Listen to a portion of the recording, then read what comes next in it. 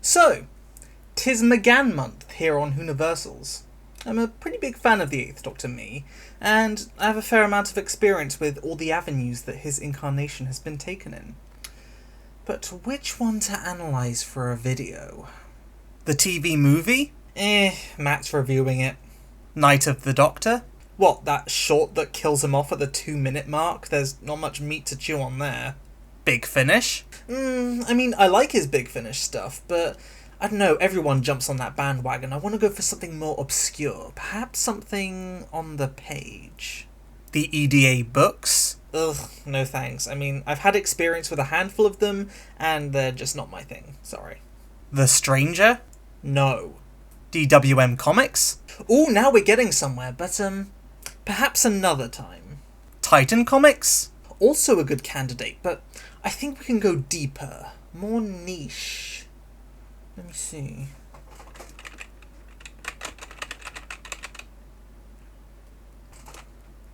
Oh yeah, why not? The 8th Doctor Radio Times Comics. Let's do this!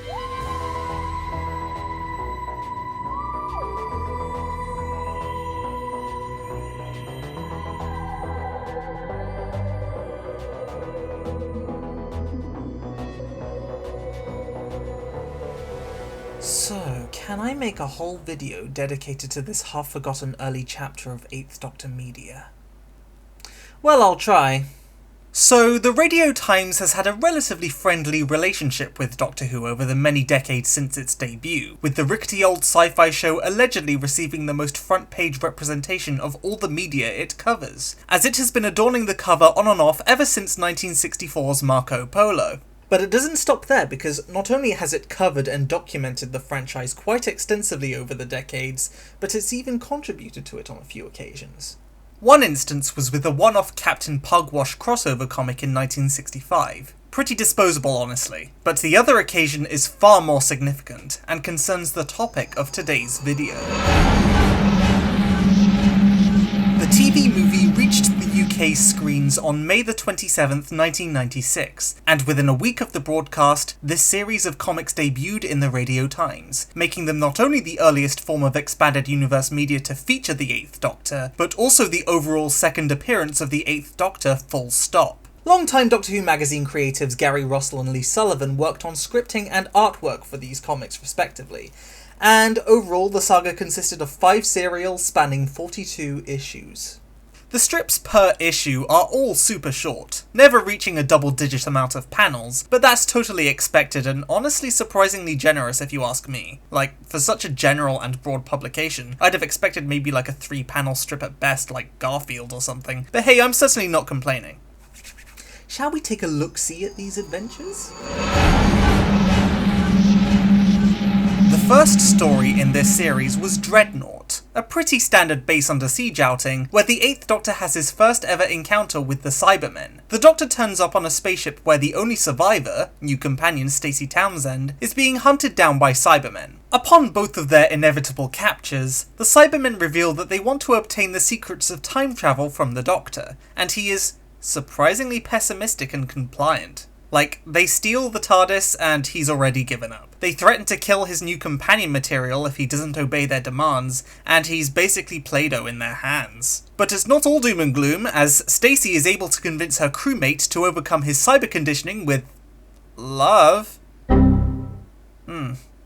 And the Doctor easily defeats the Cybermen with the help of a classic Who reference and an extremely overpowered TARDIS. Despite my tone, it's honestly a perfectly fine start. Aesthetically, this thing is gorgeous, with the tweaked 80s Cybermen design, the 8th Doctor in a blue jacket, like damn, that's a surprisingly dapper look. And there's even flying Cybermats from More Than 30 Years in the TARDIS in here, like damn, what a reference. Hell, they even try doing an emotional beat here, with Stacey's crewmate turning out to be her lover and husband-to-be. I appreciate the attempt, but yeah, it's cool enough, I suppose.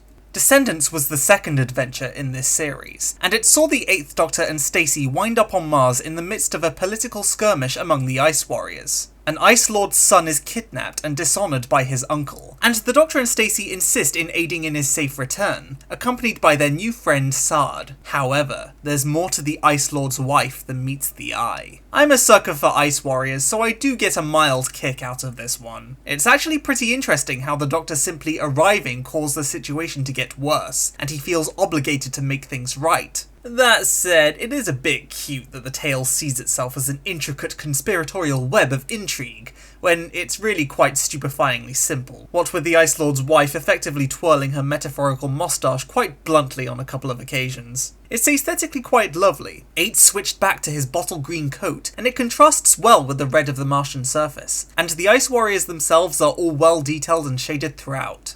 Ascendance follows on next and is basically a continuation of the same story, because this is totally such a thrilling epic conspiracy, don't you know? But it's still perfectly fine. It's got some surprisingly decent dialogue, the same vivid art style, the same moustache-twirling villainess, and a little bit of Ice Warrior infighting. The resolution is very sudden and easy, but the ending scene seems quite sweet. And wow, geez, there's another adventure that ends with a classic Who reference. Though considering the 10th strip was published in the December 21st issue, I suppose it makes sense.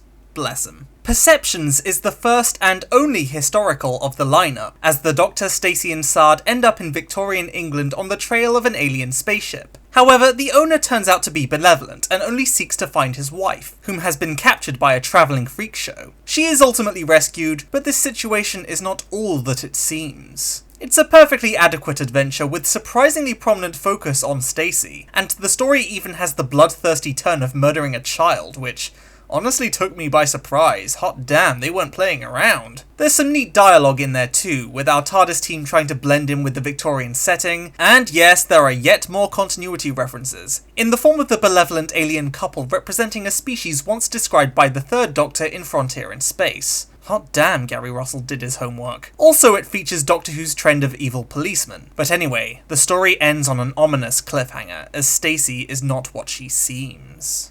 This brings us to the last story in this little detour of lore, appropriately titled Coda, and it's by far the shortest of these stories at a mere 2 strips long, while the others were all 10-parters. And ooh, this is a rushed and abrupt conclusion. And there was a reason for that, which I'll get onto later. But basically it turns out there were other shape-shifting aliens in the background of the previous story who had kidnapped and replaced Stacy, and the Doctor blackmails them into giving her back, and then escorts them back to their home planet. It's a very awkward shrug of a conclusion that I have no strong thoughts on whatsoever. You know what amuses me? Even in a range as short as this, there still somehow manages to be lost stories. The Radio Time saga as a whole was supposed to last for 60 issues, but due to a change of management at the publication which resulted in the abandonment of the comic strip feature, the overall storyline had to be wrapped up pretty hastily at the last minute, hence the abruptness of Coda. The only known plot detail of these abandoned adventures is that one was to be called Deceptions and to feature the Zygons. This one planned strip survives and I count it as canon, screw y'all. Stacy and Sard's travelling adventures would never be expanded on beyond this, but they were featured in the 8th Doctor Adventures novel Placebo Effect, where they invite the Doctor to their wedding, because apparently they were a thing. I didn't get that effect at all, I don't know, I haven't read that book. But yeah, that's the 8th Doctor Radio Times comics saga. It's pretty inconsequential, but kind of adorably so. But there is a nugget of potential in there that future 8th Doctor media seems to recognise. The 8th Doctor with a blonde woman and a lizard man for companions? Gee, something tells me that Gary Russell liked that team structure a lot. But yeah, for the first ever appearance of the 8th Doctor in expanded media, there's certainly a milestone, just not the most groundbreaking one. Wow, I really did make a whole video on these goddamn things.